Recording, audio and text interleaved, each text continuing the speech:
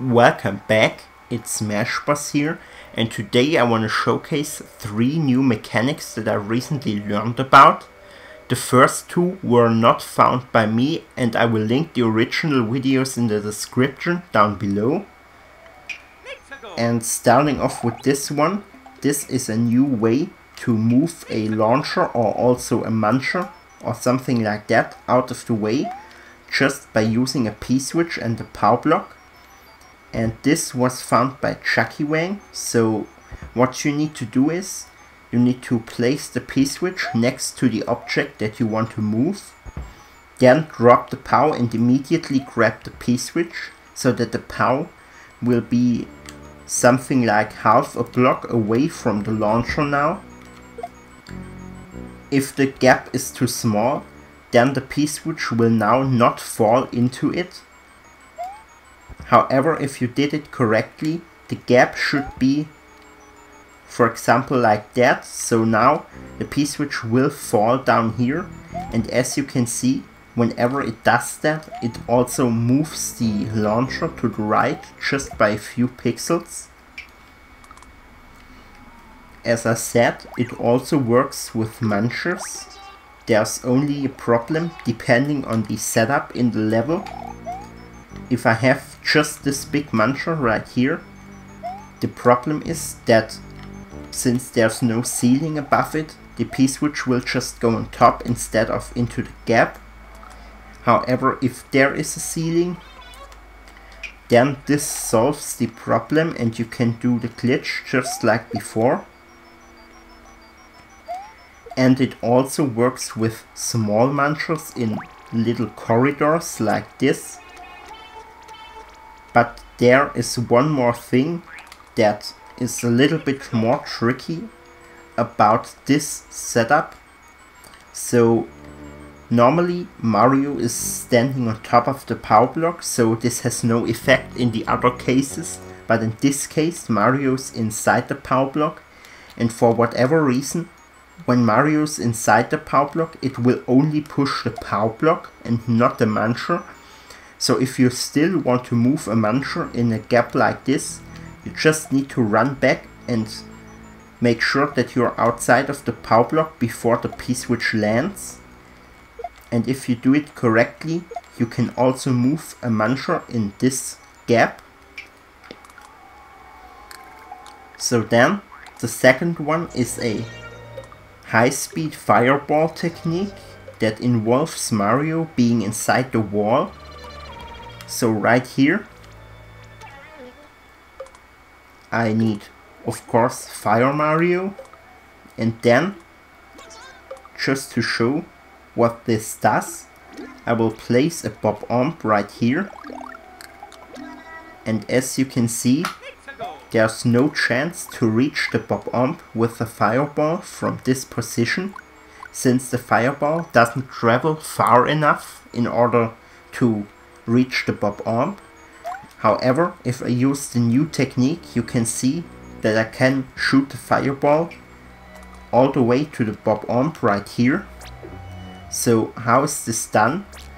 Basically, whenever you are just under a ceiling with a few pixels of Mario at the side, instead of bonking your head, you will be pushed out of the wall when you jump. And if you time it so that you shoot your fireball while you're being pushed out of the wall, then the fireball will get an insane amount of speed and travel. At least as long as it doesn't hit ground, it will travel with this speed and can reach enemies that are unreachable in otherwise.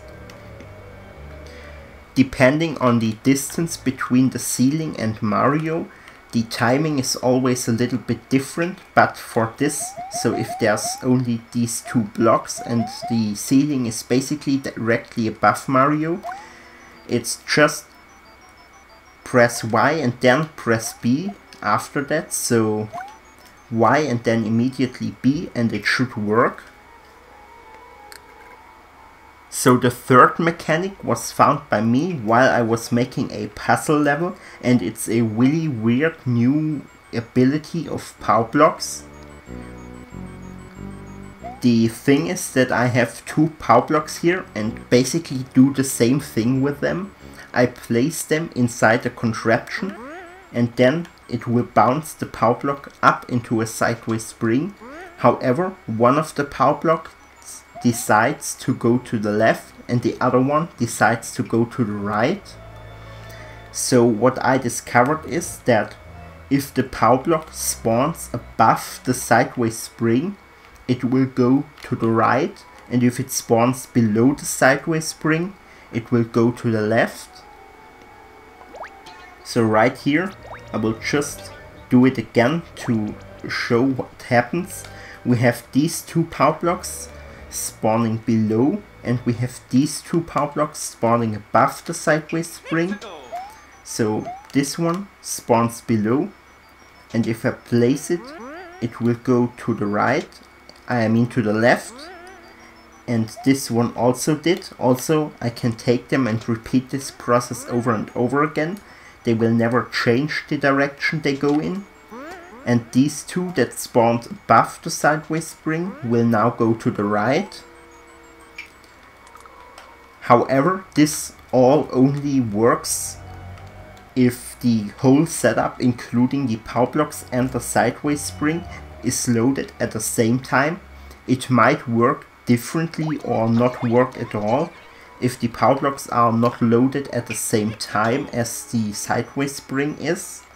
So for example, this one goes to the right, and it also won't work if you take a POW block through the door, since then it doesn't spawn in the original position but in Mario's hands. Then it will just always go to this side, even if the door is above the sideways spring.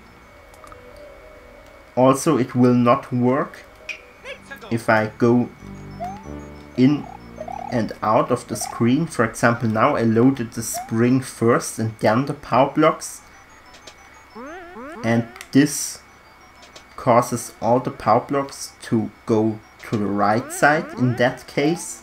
So it only really works if the POW blocks and the sideways spring are loaded at the same time and you don't have it in your hands from a door or from a pipe. But whenever you have just the setup loaded like this, it will always handle it in that way that everything above will go to the right and below will go to the left side. So that's it for today, and I hope you enjoyed the video.